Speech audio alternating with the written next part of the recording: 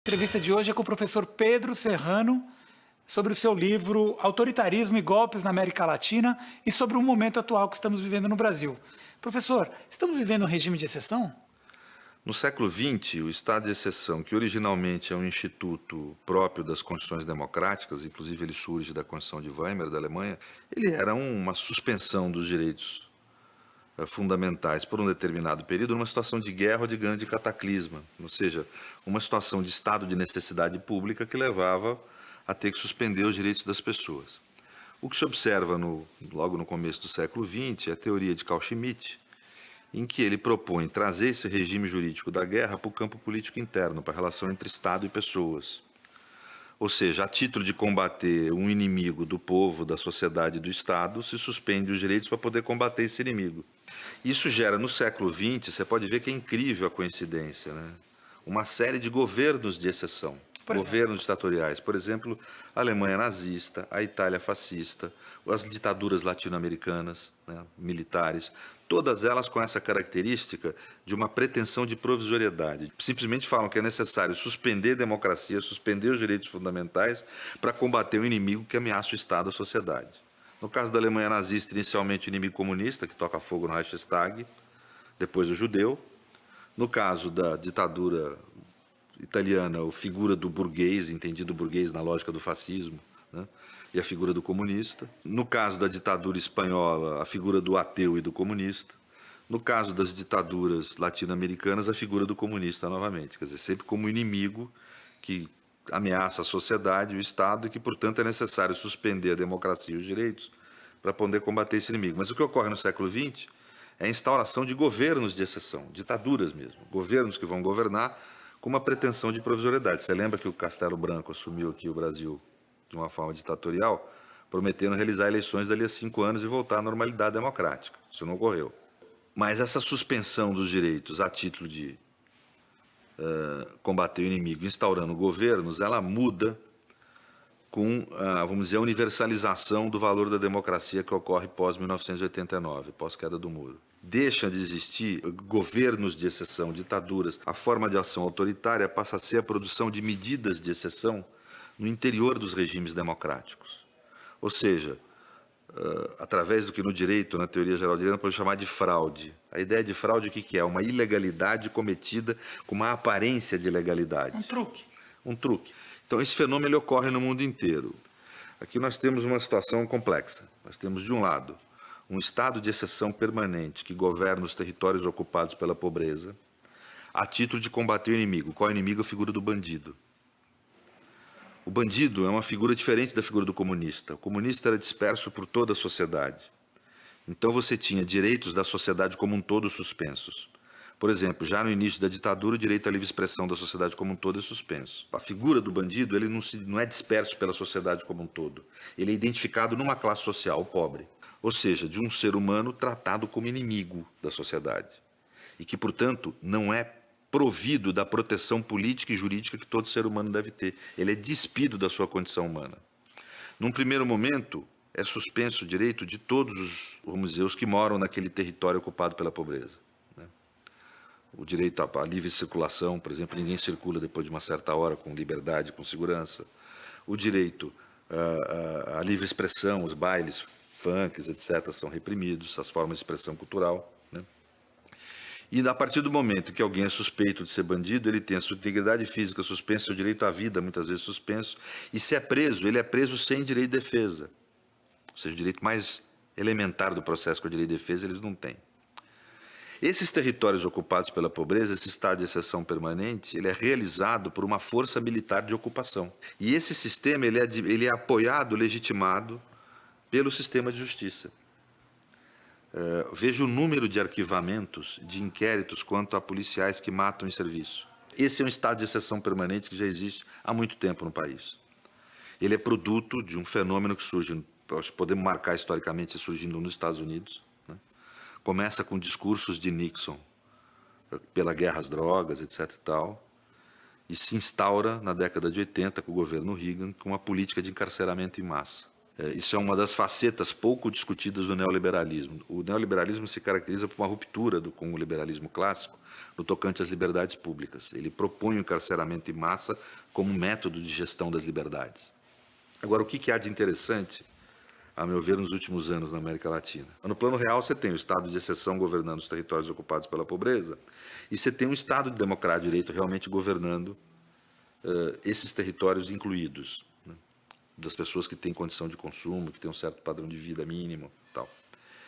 Esse estado democrático passou a ser permeado ou atravessado por medidas de exceção, medidas próprias do estado de exceção permanente que governa a pobreza, a título de suspender direitos na América Latina como um todo de lideranças políticas, normalmente de esquerda, mas nem sempre de esquerda. O que caracteriza esse fenômeno na América Latina, para mim, é, primeiro, o papel preponderante do judiciário na produção dessas medidas de exceção. Não só do judiciário, do sistema de justiça.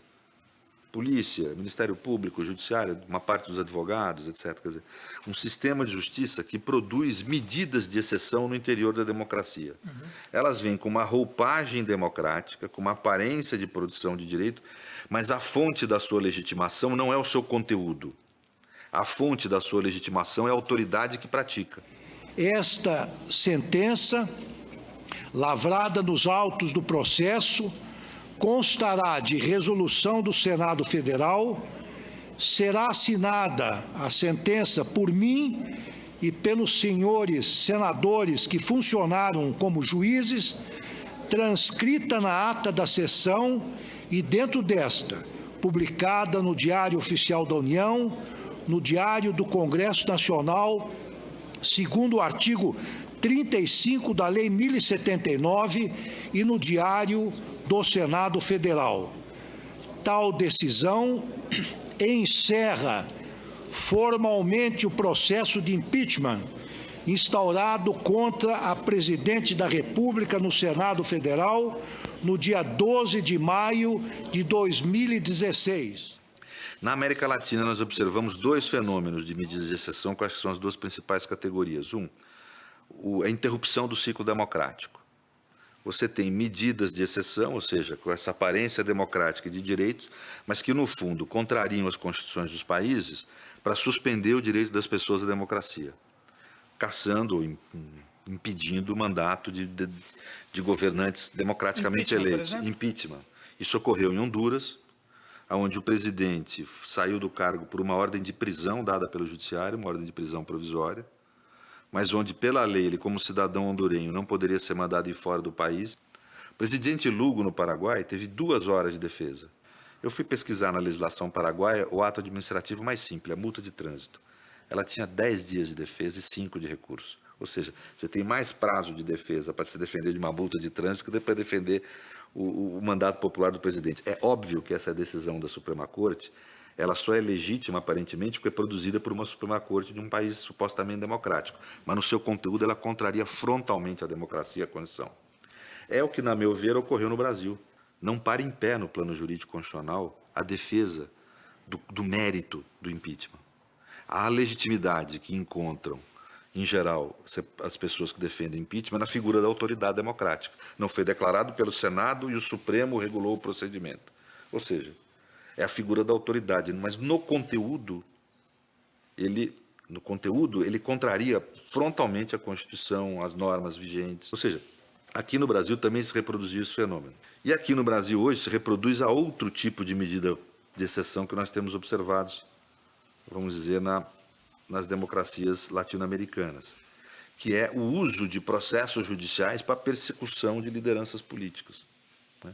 Ou seja, processos judiciais que existem como uma maquiagem, como uma forma, né, que é aparentemente uma forma democrática, só que, de fato, você sabe antecipadamente o resultado desses processos, porque a mídia, todo o ambiente social absorve o discurso acusatório e você já sabe que a pessoa vai condenada antes do processo ocorrer e o resultado que se pretende é um resultado político. Eu tenho essa impressão por conta de condutas que eu vi que seriam adotadas, por exemplo, no processo contra Lula.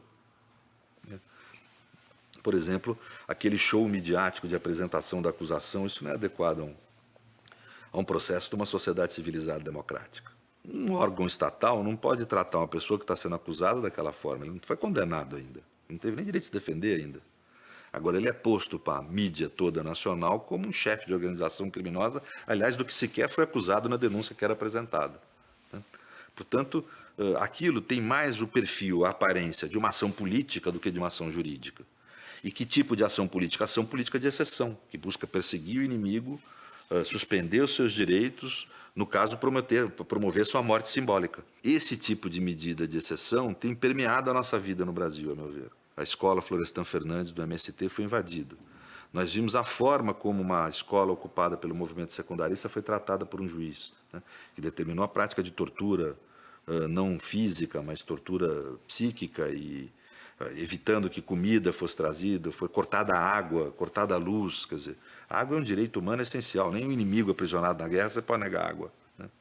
Então, este tipo de, vamos dizer, de comportamento cada vez mais cotidiano, de violência do Estado com relação às pessoas que pensam diferente, está sendo cada vez mais naturalizado no Brasil e aceito. Em vez de nós termos conseguido universalizar os direitos fundamentais que governavam os segmentos incluídos, nós temos trazido a injustiça com que a pobreza era tratada, a exceção com que a pobreza era tratada para a parcela dos segmentos incluídos. Então, eu creio que o que nós temos é isso, uma democracia de aparência cada vez mais permeada por medidas de exceção, medidas autoritárias, que podemos chamar na linguagem comum como medidas fascistas.